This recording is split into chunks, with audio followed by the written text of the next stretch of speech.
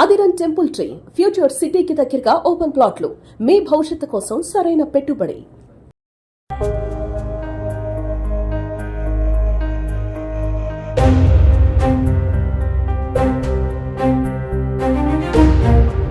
Hi, welcome to Suman TV. నేను మీ Roshan. But Chennai వచ్చినప్పుడు ప్రతిసారి కూడా మనం legendary actress their home tours awards చూపిస్తాం అనమాట. సో మనకి ఎంతో ఇష్టమైన యాక్టర్స్ మనల్ని విడిచిపెట్టి పోయినప్పుడు కూడా వాళ్ళ సినిమాలు ఎప్పుడు కూడా మనల్ని గుర్తు చేస్తూనే ఉంటాయి.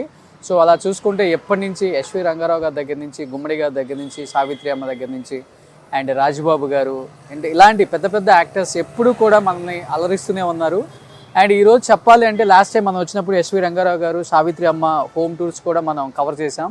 వాళ్ళు లేనప్పటికి కూడా అట్లీస్ట్ వాళ్ళు ఎలాంటి ఇళ్లల్లో బతికారు, వాళ్ళు ఎంత లెగసీ కంటిన్యూ చేశారు, అండ్ వాళ్ళు చేసిన అచీవ్మెంట్స్ ఏంటి, అట్ ది సేమ్ టైం ఇండస్ట్రీలో వాళ్ళకంటూ ఒక ఓన్ ప్లాట్ఫామ్ క్రియేట్ చేసుకొని ఎటువంటి సపోర్ట్ లేకుండా వచ్చిన ద గ్రేట్ ఆర్టిస్టులు అని చెప్పుకోవచ్చు వాళ్ళందరినీ కూడా.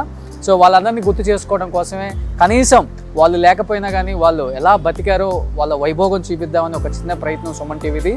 ఎస్, ఈరోజు ముఖ్యంగా చెప్పాలి అంటే సో రాజబాబు గారు.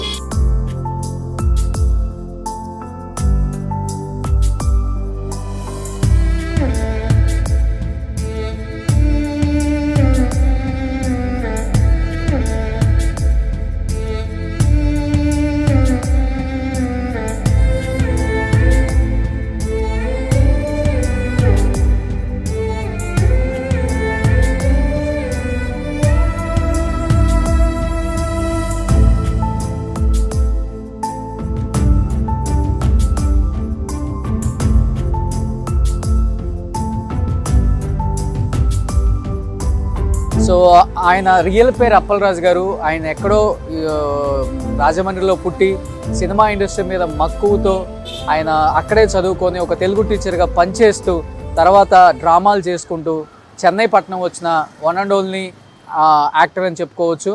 సో ఆయన హైటు వెయిట్కి ఎక్కడా కూడా బెసక్కుండా ఆయనకు ఒక ఇండస్ట్రీలో ఒక మంచి కమెడియన్గా నిలబడాలని దాదాపు 20 సంవత్సరాలలో 600 సినిమాలు చేసిన the one and only finest comedians చెప్పుకోవచ్చు. ఆ రోజుల్లో ఆయన తీసిన సినిమాలు ఇలాంటివి కాదండి. దాదాపు తెలుగులో ప్రతి ఒక్క యాక్టర్తో వర్క్ చేశారు.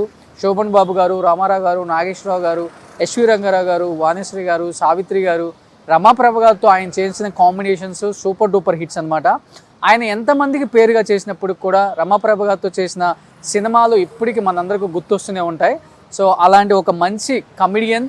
సో ఆయనకు గుర్తుగా అంటే ఆయన గురించి చెప్పాలి అంటే అంత మంచి కమెడియన్ మనకి ఇండస్ట్రీలో చాలా తక్కువ రోజులే బతికున్నారు.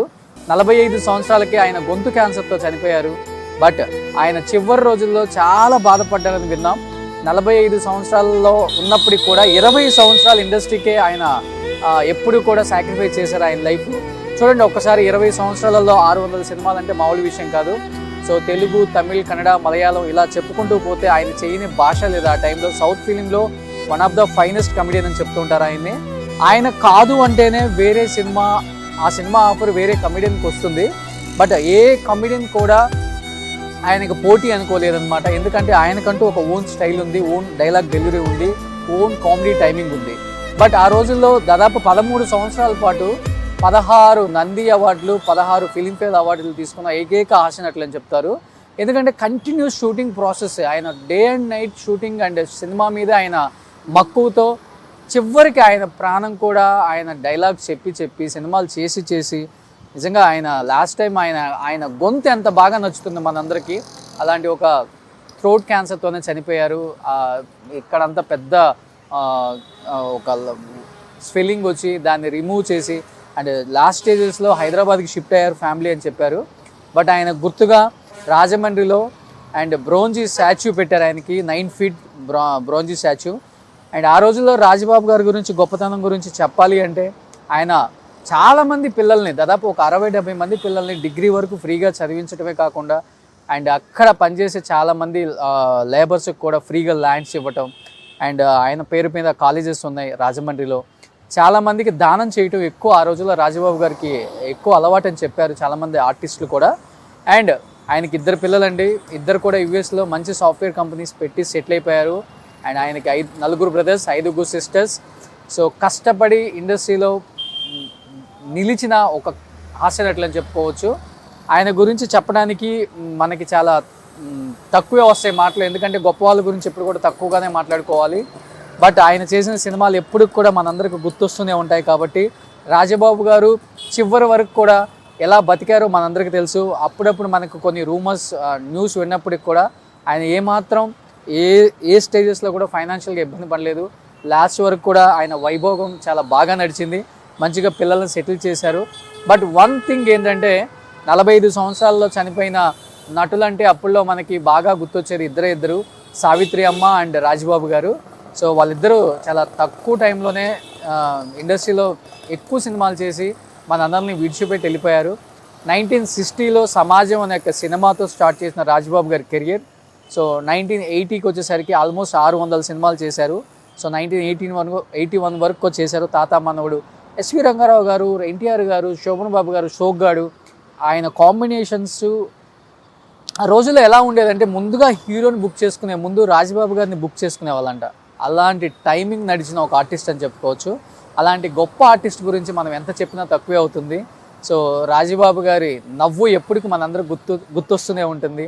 ఆయన ప్రతి సినిమాలో ఆయన కామెడీ కూడా నవ్వుతూనే మాట్లాడతారు.